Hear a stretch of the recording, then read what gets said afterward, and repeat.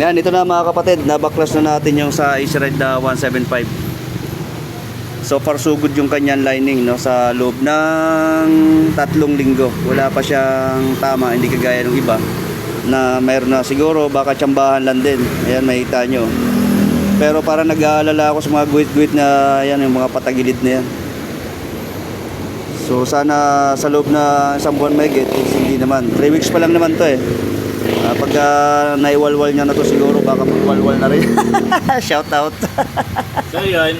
Oh, ayan. Kaya nandito ako kasi papalit lang ng bola. Ayan, bola. Pero sure ball to, yung palit bola na to kasi 14 yung stock eh. Oh. Papalit ako ng 13, so bababa ako ng isa. Sure ball maapektuhan yung lining na yan. Ito yung kanya pinagpalitan.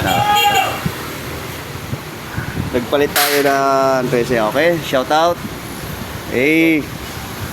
Ayan ha, so far so good pa sa paningin ko to mga kapatid. Wala pa siyang ano, yung patagilid na bitak. Hindi kagaya ng mga nakaraan na tayo nakapagbaklas na 2 buwan is dali kagad yung lining. Malaman pagka ito bumalik. Saka, ano, Pagbalik. kasi dadalhin ko ng Bicol eh. Uuwi ng Bicol to. Nakaratrating ko ng Bicol eh. Ano pa yun? Next month ka pa uwi ah. December. Oh, December. Pero malalaman natin yan, pupunta ka pa dito sigurado sa loob So yun, ng sa mga taga Bicol, kita-kita tayo, J. Ramos Photography nga po pala. J. Ramos Photography. Yan, Shout ito yung out. ating ADB na 175 Easy Ride.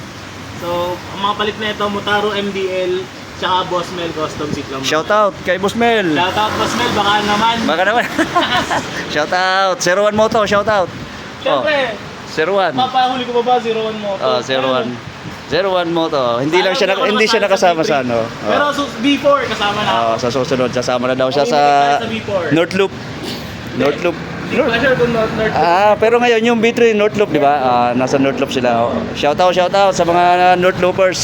Loopers kasi rin yan. Endo. Endu. Alright. Thank you.